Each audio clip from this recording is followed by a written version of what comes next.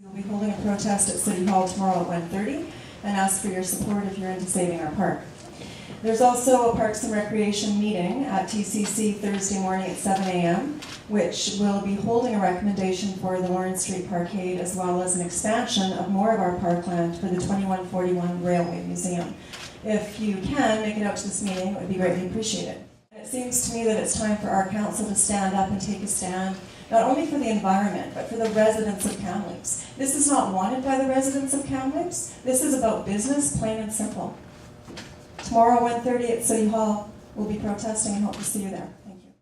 Also, in looking at the plans that have been prepared, I want to commend the city for the effort that they've put in, and thought they've put into how it's going to be developed if it does move forward with all the vegetation. I think it actually beautifies Lorne Street and creates a really beautiful boulevard that's not there currently. Just with cities in bloom and all the stuff Kamloops has done, there's no doubt in my mind that it will be beautiful. And I moved back to Victoria recently after 20 years in Denmark, living in a European country where proposals like this are being seen as the way of the future. I think the landscaping proposal for the Parkade is actually quite ingenious, and I've heard reports of the facades being something like 13 meters high. It seems like a looming monster, but I think this is a first pass at it, and hopefully, if people work with a terraced building or something that's pulled back and green, you can actually create a bonus where possibly there could be a farmer's market during the weekend, and it could be a plus, it could be a draw. One of the hardest nuts to crack is our vehicle use. We love the convenience of our cars, and it's so hard to convince us to change our driving habits. Our society has made huge investments to help us drive around conveniently, with widening roads, adding parking, and reducing congestion at intersections. It's time we started to shift the balance of investment into making the other kinds of transportation easy and affordable. It really saddens me to hear, as I come back for a visit to my hometown after living in Ottawa for the last few months, that to me this sounds like it's a business deal that's already a done deal. And first of all, despite my opposition to the Parkade, I would like to congratulate staff because the report is very comprehensive and it certainly represents a job well done. The pictures are beautiful and I love the whole concept, but without the Parkade. The other unspoken piece about costs is that we are completely disregarding the inherent value of this very unique piece of property.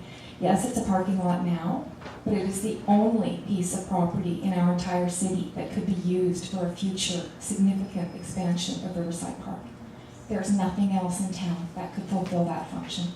And I think that inherent value needs to be put into the equation at some point.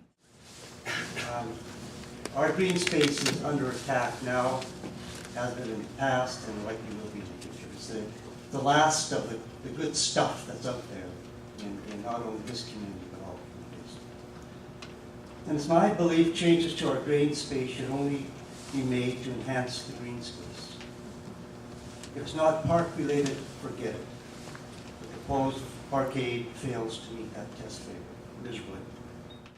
Like me, the citizens of Kamloops have every right to be shaking their heads in disbelief. How is it the council made a 180-degree turn in less than a year on commercialization of park space and our green spaces? How did we go from, at this point, I'm not prepared to be putting more money or more businesses into the park, to it's a brilliant idea? How is it our council went from being green space lovers to concrete lovers?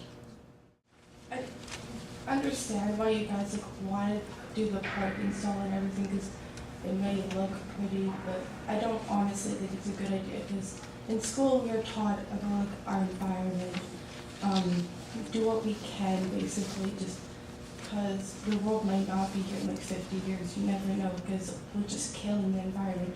And by building a parkade, it's not going to do anything. Anyone that follows the news knows that we are either within or past peak oil. In 30 years' time, it's pretty hard to imagine what Kamloops will be like and what the rest of the world will be like. I know that I'll be in my 50s and I'll hope to live in a community that is sustainable and is striving to be sustainable. I think what your job as councillor is not to look at past trends and extrapolate into the future based on those. What your job is to envision the future and what we want Kamloops to look like, not to extrapolate on the past. Definitely opposed to a parkade in the park. However, having said that, there is existing parking in the park, and so I assume that the existing parking that is there will be turned into green space. In order, you would have to fill this parking lot. So I mean, the tennis courts beside, the parking beside the tennis courts, and some parking just out here, would I expect would be turned into green space. There's a 30-year amortization, and the trees in the picture look to be about 40 or 50 years old, and that was confirmed tonight. So we'll have paid for this. We may not even have a use for it anymore by the time it actually looks like the pictures you've been showing us tonight.